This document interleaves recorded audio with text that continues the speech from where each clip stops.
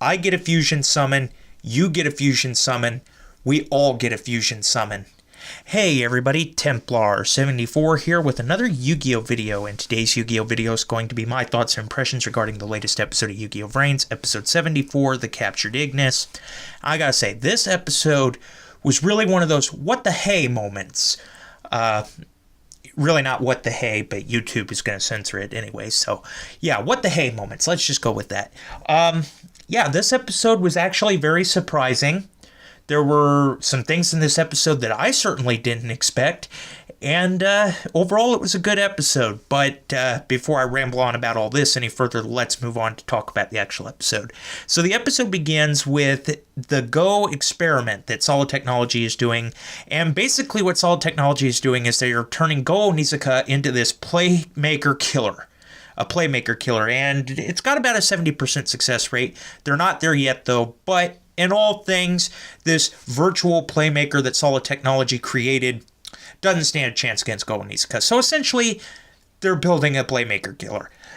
So we see that, and then we move on, and we're actually with Zaizen. It's the middle of the night, out at the docks, and surprisingly, Yusaku went to him in person, much like what Revolver did in the last episode, where he went to Playmaker in person.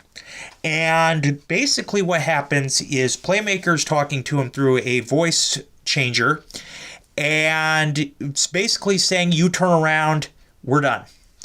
And so Zaizen cooperates, he's got his back to him, and Playmaker warns Zaizen about Lightning and Windy, what they're planning on doing, and how they have declared war on humanity. And not only did they declare war on humanity, they're going to attack. They're vicious. They're most likely going to go after Link Vrains, and everybody is in extreme danger because of this. And so Zaizen doesn't know what to make of this. He doesn't know what to think about Lightning and Windy declaring war on humanity and the other Ignises. He's not sure what to think about them targeting Link Vrains, going after people, and imprisoning them, enslaving them. So yeah, eventually though, he gets the message, Playmaker's gone, Zaizen now knows what's going on with Lightning and Windy, and he rushes to Ghost Girl and Aoi, Emma and Aoi at this point, and tells them what he learned from Playmaker.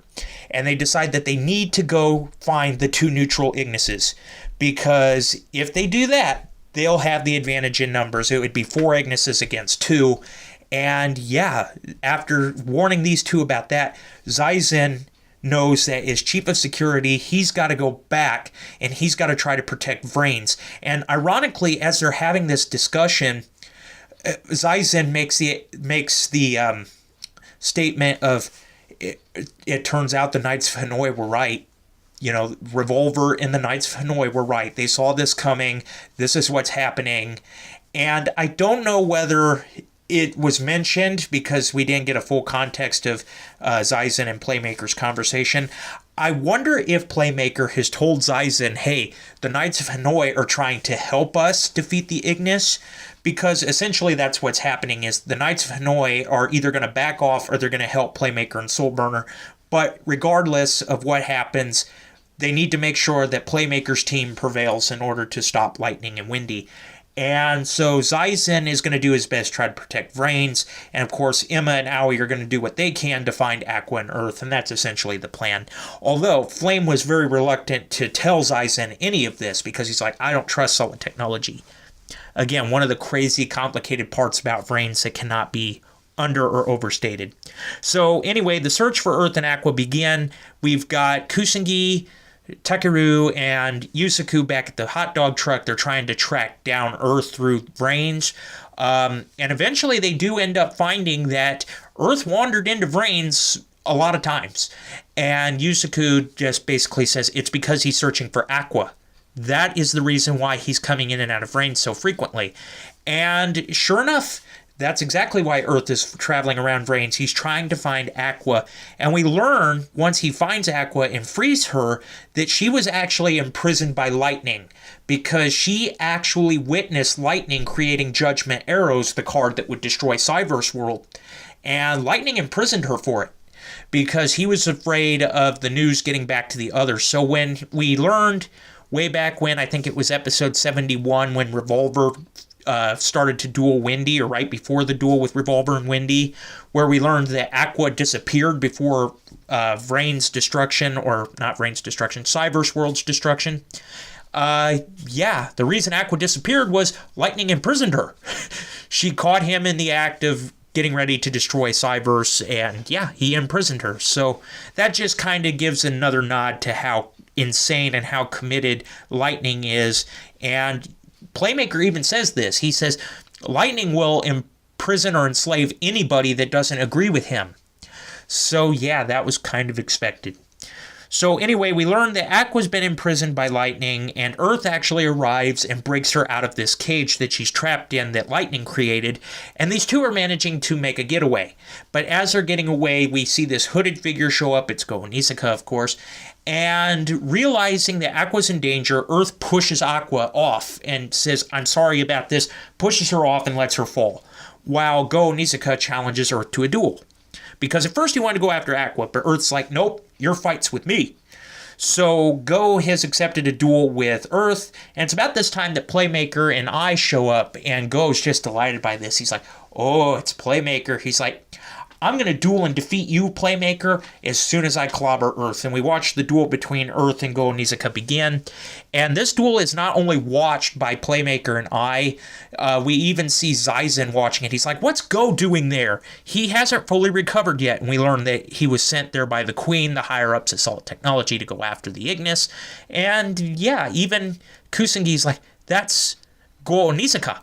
And sure enough, it's Go. And I gotta say, about Go Nisaka in this episode, he actually looks a whole lot better without those glasses on, but he does kind of resemble this uptight, fanciful person, these fancy people that are like, you're commoners and all that crap.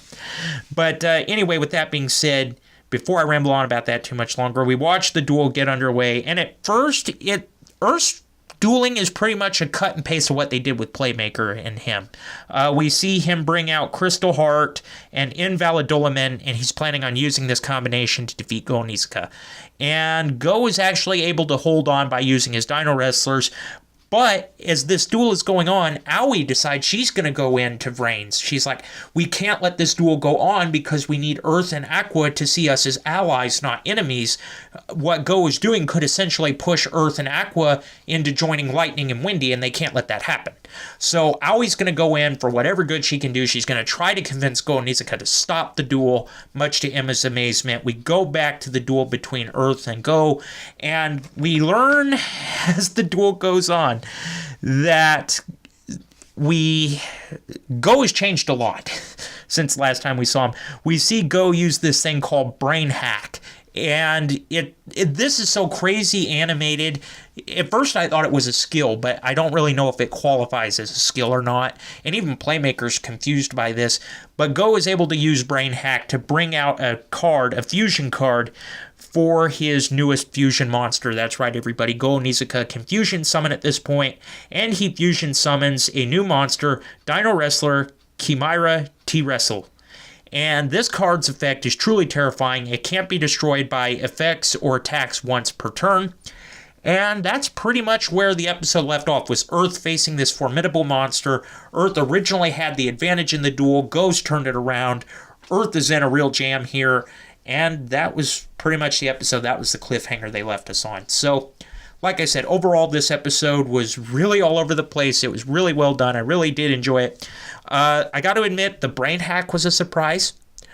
Yusaku going to Zyzen in person was a surprise, because even Playmaker says if I tried to arrange this meeting in the net, the two other Ignises, Lightning and Wendy, would discover us, much like what Revolver said when he gave Yusaku the protection program. He's like, I came to you in person because the Ignis can't track us like this. So I got a feeling we're going to be seeing more of this, where Revolver or Ryokan show up in person to Playmaker, and I got a feeling we're going to see more of Yusaku Playmaker coming in real life to Zyzen rather than meeting on Vrains. So I think we're probably going to see more of that further down the road.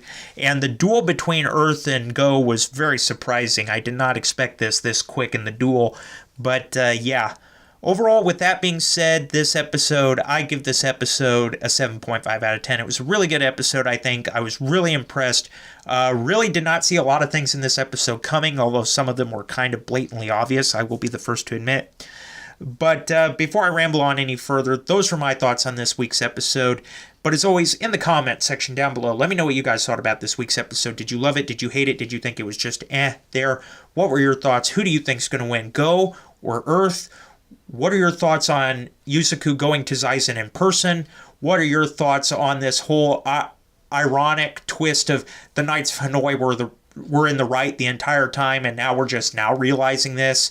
Do you think that Playmaker or Yusaku told Zaizen about how he's got an unshaky alliance with the Knights of Hanoi right now? Just let me know what your guys' thoughts are about all this in the comments section down below, because as always, I enjoy hearing from you. Alright everyone, as always, Templar74 signing off. Have a great day everybody. I'll talk to you all next time. Goodbye everybody.